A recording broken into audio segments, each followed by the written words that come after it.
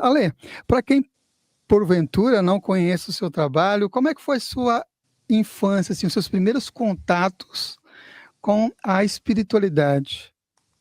A minha mãe me levava no centro espírita de Kardec, desde sempre eu ia com a minha mãe, sabe? Ela levava, eu tenho duas irmãs, uma mais velha e uma mais nova. Então minha mãe no começo levava nós três, mas só eu que quis continuar ainda. E minha mãe fazia curso de médiums, de passista, né, dentro da estrutura de Kardec, kardecista, do espiritismo kardecista, é longo, né? Os cursos são longos, ela nunca terminava, aí começava outro. E aí eu ficava indo com ela. E aos 13 anos de idade, eu e mais um grupo de amigos, a gente formou um grupo de estudos sobre a doutrina de Kardec, sob a orientação de Doriana Tamburini, que é uma espiritualista muito conhecida aqui no Brasil, em São Paulo, a Doriana. Então, aos 13 anos de idade, eu já tive uma mentora, já estava tendo uma mentoria, uma orientação da Doriana, que com 13 anos a gente começou a ler obras de Kardec, e eu não parei mais. Eu gosto muito de ler, e foi graças a isso que deu essa biblioteca aqui, né? Ó, isso é o que eu leio desde os 13 anos de idade, então, até porque já faz tempo, né?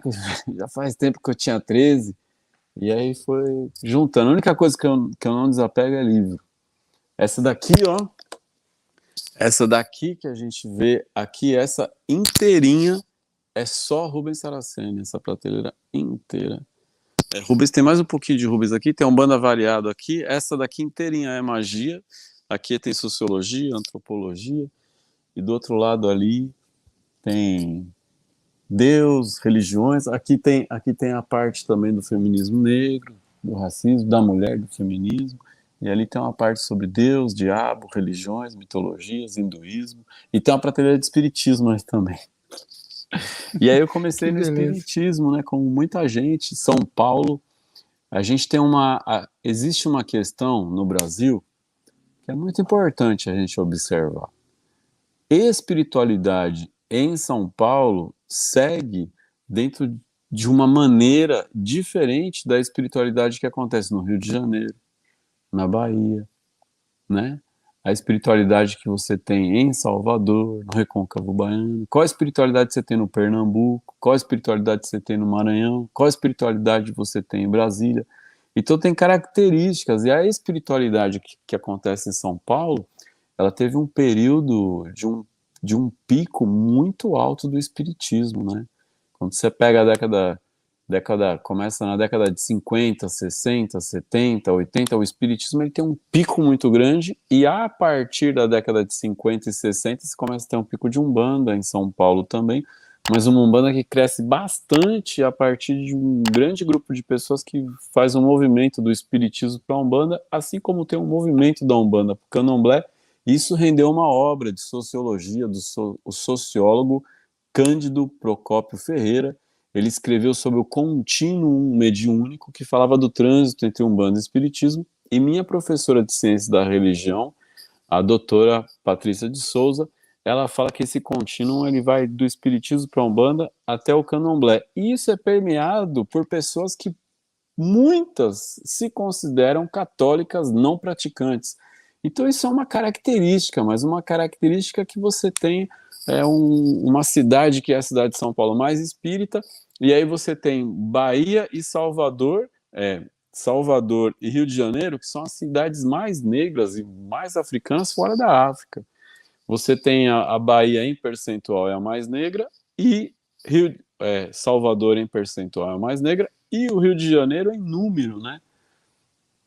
Em número de seres humanos que passaram por esse holocausto e, e chegam ao Rio de Janeiro nessa condição que a gente não sabe nem dizer que condição é essa, e que foi muito bem colocada no livro Escravidão de Laurentino Gomes, né? O Laurentino Gomes ali fala no seu livro em que condições que aconteceu o tráfico negreiro de mais de 12 milhões de pessoas que atravessam o Atlântico numa condição subhumana, e que teve outro tanto morto ali no mar, que acaba sendo chamado de Calunga, né? Calunga Grande, que é o cemitério ou o portal para outra realidade, né? A realidade de Impemba. E aí você tem esse olhar banto ou bantu, que no Rio de Janeiro é muito forte, cruza com o Yorubá e permeado pelo espiritismo e o catolicismo popular faz surgir uma pluralidade de umbandas no Rio de Janeiro, assim como lá em Salvador você vai ter o candomblé de Queto, o candomblé de Angola, o candomblé de Congo, Angola. No Maranhão você vai ter o tambor de Minas. No Pernambuco você tem a linha dos mestres da Jurema. A Jurema que já é o encontro dessa cultura indígena, como os Cariri, Xocó e os Funiô, que são os guardiões da Jurema, ao encontro com uma cultura europeia, lembrando que o Brasil recebeu muito, muito, muito degradado. Quando a pessoa está em Portugal, é cigano, manda para o Brasil. Essa pessoa, você, tudo era bruxaria, né? Tudo que não era da religião oficial, que estivesse fazendo uma religião antiga, ancestral, era bruxaria. Então, vinha para o Brasil e assim, por exemplo, chega a Maria Padilha no imaginário místico, mágico e espiritual brasileiro, ao ponto dessa rainha, a rainha de Castela, Maria de Padilla, se torna pombagira de Umbanda. Então, a espiritualidade e a religiosidade brasileira, ela tem características ímpares, mas que regionalmente acontece de maneiras diferentes, né? Tem uma regionalidade. Espiritismo é espiritismo em todo lugar, mas a gente tem, por exemplo, o livro No Mundo dos Espíritos, de 1924, escrito por Léo de Souza. Em 1924, ele visita mais de 300 núcleos espíritas no Rio de Janeiro, e ele registra, eu cataloguei cerca de 20% centros espíritas trabalhando com caboclo, assim como você tem a macumba trabalhando com caboclo, e você tem um candomblé de caboclo em Salvador, que não é a mesma coisa que a macumba de caboclo no Rio de Janeiro, mas ambos têm uma influência banto, que depois começa a rezar por Orixá, que é da cultura Yorubá, enquanto o tambor de Mina está tocando uma cultura Fon, que é a cultura de Vodum, que lá no Haiti fez surgir o Voodoo, que é um candomblé afro-haitiano. Então, se a gente fala de espiritualidade brasileira, de Umbanda, de tudo isso, a gente tem uma riqueza cultural, de uma diversidade tão grande, que muitas vezes a Umbanda de um não se faz reconhecer na Umbanda do outro, ao ponto de um negar a Umbanda do outro, por causa que é uma pluralidade, ela é muito plural, né? E muito diversa, e isso é a riqueza. Embora ainda existe uma insistência para que todos façam a mesma coisa e quem faz diferente ser considerado errado, né?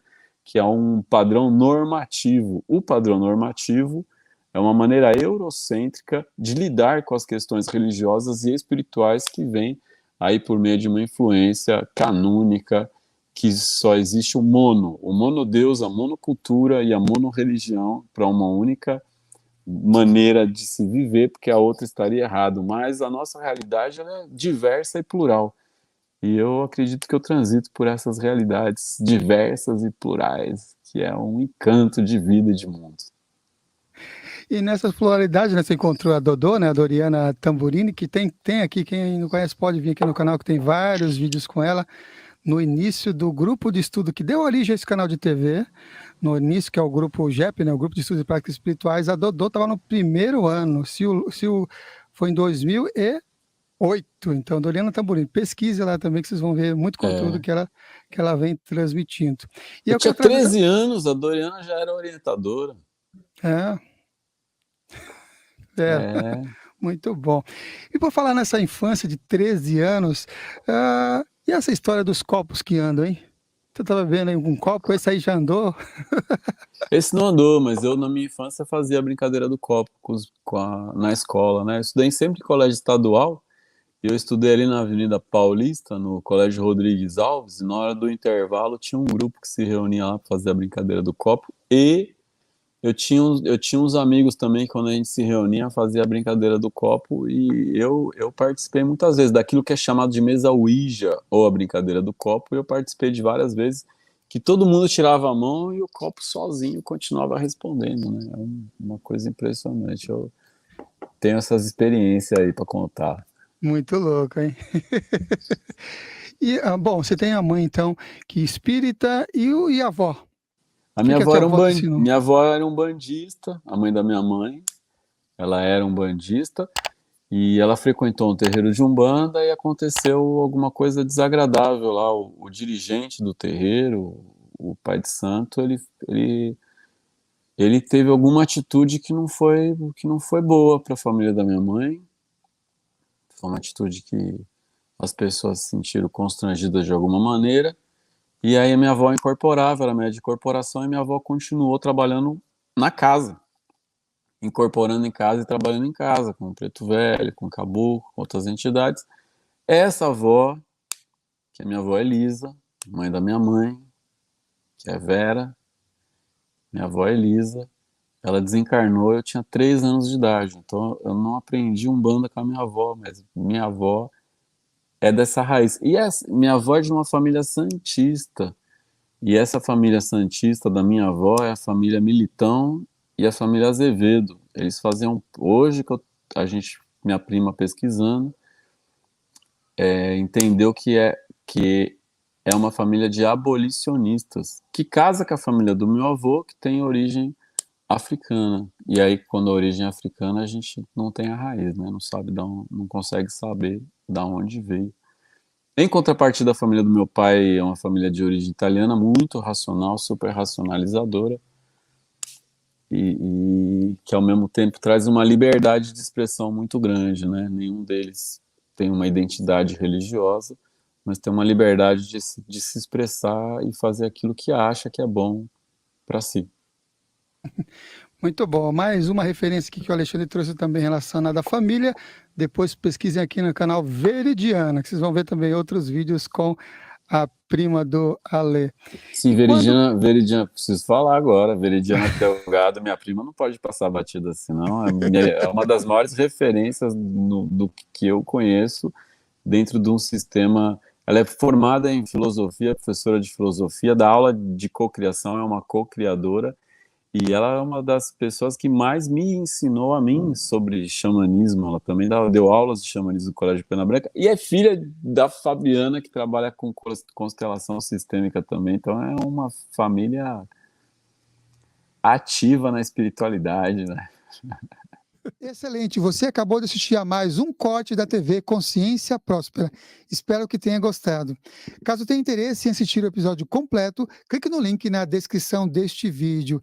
E se você quer receber mais conteúdo sobre desenvolvimento pessoal, espiritualidade e autoconhecimento, se inscreva aqui no canal. Gratidão e que as melhores energias cheguem até você.